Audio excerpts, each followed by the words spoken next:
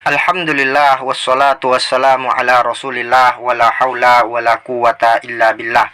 Ikhwani fillah, semoga Allah menjaga kita semua. Ini adalah lanjutan dari segmen hidupkan sunnah, tinggalkan bid'ah. Insya Allah pada segmen yang berkelanjutan ini kita akan kupas tuntas seputar masalah sunnah dan bid'ah serta syubhat-syubhat yang beredar yang terkait tentang permasalahan ini. Dan ini adalah episode yang bagi yang baru bergabung, silahkan tonton episode yang pertama. Link ada di deskripsi. Semoga bermanfaat.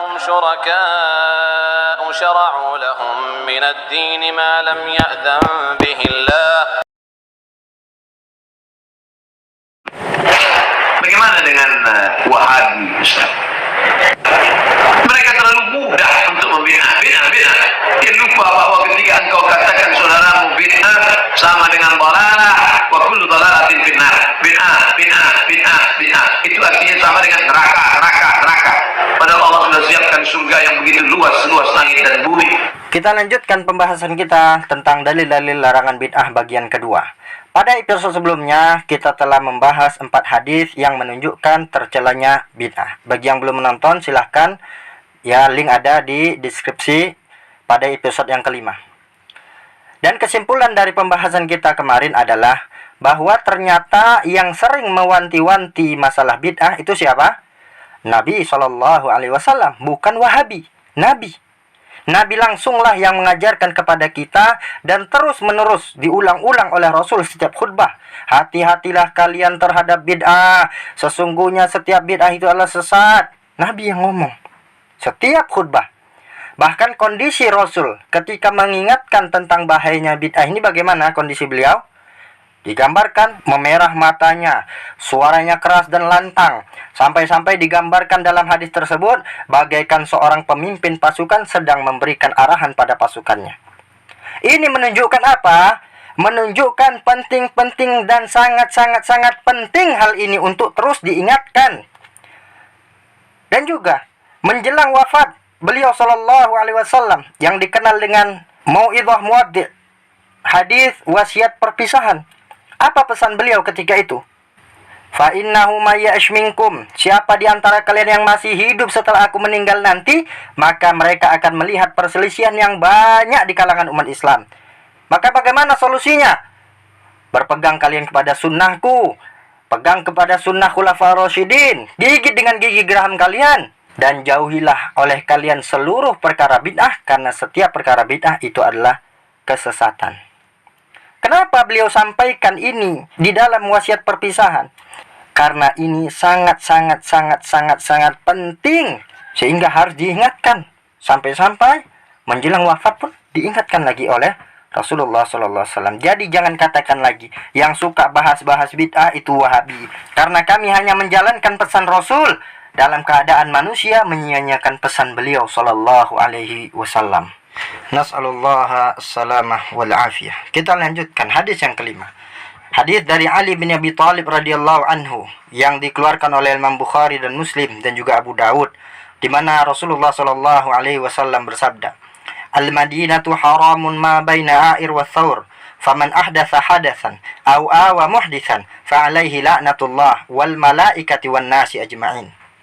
Madinah itu adalah negeri yang haram, kata Rasulullah, negeri yang mulia. Di antara Air dan Thawr, ini batas-batas Madinah. Faman ahdatsa hadatsan, maka barang siapa yang melakukan perkara baru, perkara bid'ah, au awa muhditsan, atau melindungi pelaku bid'ah, fa alaihi la'natullah, maka baginya laknat Allah, malaikatnya dan seluruh manusia. Hadis ini dengan tegas larangan Rasulullah, ancaman Rasulullah terhadap pelaku bid'ah dan orang yang melindungi pelaku bid'ah. Walaupun ini menceritakan tentang negeri Madinah, akan tetapi larangan ini berlaku secara umum, baik di Madinah ataupun di luar Madinah. Namun di negeri Madinah lebih parah ancamannya, seperti itu. Maka kita lihat bagaimana keterangan ulama tentang hadis ini. Berkata Abu Thayyib di dalam kitab beliau Aunul Ma'bud, di dalam syarah Sunan Abi Daud, beliau menerangkan tentang hadis ini. Kata beliau, maksud daripada man ahdatsa hadatsan itu adalah melakukan kebid'ahan, kata beliau. Dan muhdits itu kata beliau artinya adalah mubtadi'.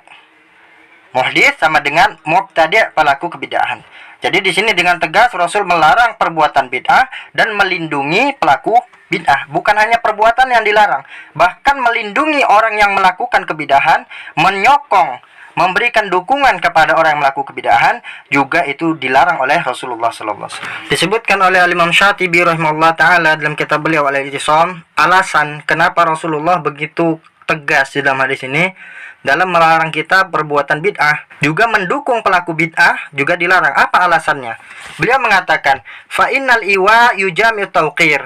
Karena sesungguhnya ketika kita mendukung ahlul bid'ah, itu berarti konsekuensinya kita memuliakan mereka. Wa qad alimna anna syar'a ya'mur bijazrihi. Kita telah tahu dari syariat Islam bahwa syariat itu memerintahkan kita untuk mengingkari kebid'ahan, wa ihanatihi, wa idlalihi, untuk merendahkan mereka. Ya, merendahkan maksudnya bukan orangnya direndahkan, tapi perbuatannya itu dianggap perbuatan rendahan. Wa idlalihi, sama, menganggapnya rendah. Fasara tauqiru sududan anil amal bisyar'il Islam.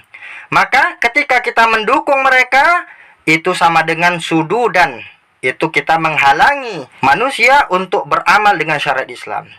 Kita dukung ahlul bidah sama dengan kita menghalangi manusia untuk mengamalkan syariat Islam yang sesungguhnya. Wa iqbalan ala ma yudaduhu wa yunafihi. Dan artinya kita telah mendukung sesuatu yang bertentangan dengan syariat Islam.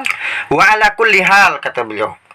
Dan inti dari semua itu, fatahya al bid'ah wa tamutu as-sunan. Apabila bid'ah itu menjadi hidup, menjadi subur, maka matilah sunnah-sunnah yang diajarkan oleh Rasulullah SAW. Wa huwa hadmul Islam bi'ainihi. Dan itulah berarti dia telah menghancurkan Islam sesungguhnya.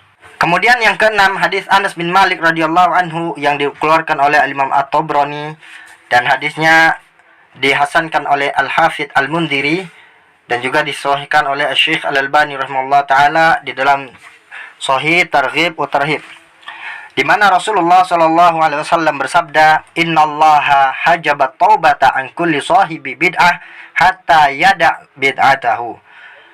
Sesungguhnya kata Rasulullah sallallahu alaihi wasallam, Allah itu menutup pintu taubat dari semua pelaku bid'ah sampai mereka meninggalkan kebid'ahannya.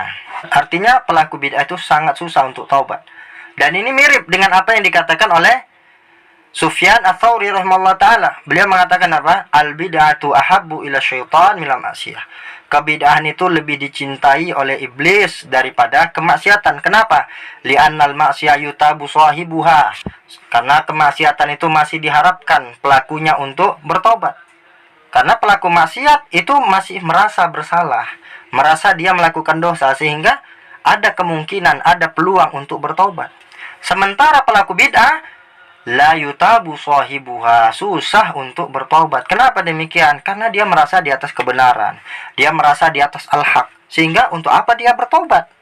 Toh nggak dosa, toh yang saya lakukan ini adalah ibadah, kenapa harus bertobat? Justru dia mengajak orang lain untuk melakukan kebidahan, dia mendakwahkan, dia curahkan segala tenaga, harta, ya, untuk membela kebidahan tersebut. Inilah bahayanya, ya, perbuatan bid'ah. Makanya Rasulullah sangat membenci perbuatan bid'ah ini. Wallahu ta'ala a'lam bishawab.